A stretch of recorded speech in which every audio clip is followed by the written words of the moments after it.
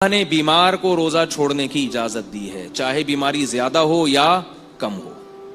مسافر کو روزہ چھوڑنے کی اجازت دی ہے، چاہے سفر میں تکلیف اور مشقت ہو یا نہ ہو۔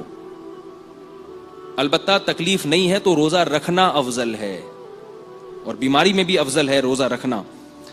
تو وہ بیماری جس میں روزہ چھوڑنا جائز ہے، اس میں دو شرطیں ہیں، دو شرطوں کے ساتھ روزہ چھوڑ سکتے ہیں آپ۔ پہلی شرط یہ کہ اگر روزہ رکھا تو بیماری بڑھنے کا خطرہ ہو۔ آپ کو 99 بخار ہے، آپ نے روزہ رکھا تو 100 ہو جائے گا، تو آپ روزہ چھوڑ سکتے ہیں، چاہے چھوٹی بیماری ہو چاہے گلا خراب ہے۔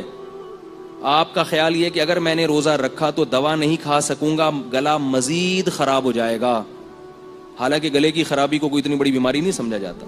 آپ کو چھینکیں آ گئیں، زکام ہو گیا، آپ کا خیال یہ کہ اگر میں نے ٹیبلٹ ابھی نہیں کھائی اور ابھی نہیں سویا ٹیبلٹ کھا کے، رات تک افطاری تک انتظار کیا، تو یہ نزلہ میرا بعض دفعہ صبح سحری میں نزلہ شروع ہوتا ہے اور ٹائم گزر چکا ہوتا ہے، یعنی آپ کا خیال یہ ہوتا ہے کہ بھئی سحری کا اتنا ٹائم ہے کہ میں بھی میڈیکل اسٹور سے جا کے دوا لے کر آؤں گا تو روزہ سحری کا ٹائم ختم ہو جائے گا، اور افطاری تک انتظار کیا تو زکام بڑھ جائے گا، تو روزہ چھوڑ سکتے ہیں۔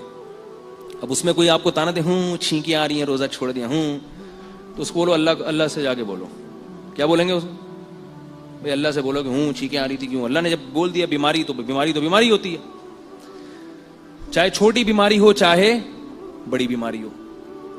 دوسرا مسئلہ یہ ہے کہ بیماری میں بڑھنے کا اندیشہ تو نہ ہو، لیکن بیماری کے دیر سے ٹھیک ہونے کا اندیشہ ہو۔ آپ کا یہ خیال ہے کہ اگر میں نے روزہ رکھا تو بیماری بڑھے گی تو نہیں، لیکن جس بیماری نے 2 دن میں ٹھیک ہونا تھا وہ 2 دن سے زیادہ ہو جائے گی۔ اگر یہ 2 کنڈیشن نہیں ہے تو پھر بیماری میں روزہ چھوڑنا جائز نہیں ہے، کیونکہ روزہ بیماری کو کچھ کہہ نہیں رہا نا۔ بعض بیماریاں ایسی ہوتی ہیں بھوکا رہنے سے جلدی ٹھیک ہو جاتا ہے انسان، اور یاد رکھو زکام ایسی بیماری ہے جس میں بھوکا رہنے سے جلدی ٹھیک ہوتا ہے آدمی۔ یہ تو میں اس لیے کہہ رہا ہوں کہ کسی کو ٹیبلٹ کھانی ہو تو پھر روزہ نہیں رکھ سکتا، ورنہ عام حالات میں بھوکا رہنے سے زکام جلدی ٹھیک ہوتا ہے۔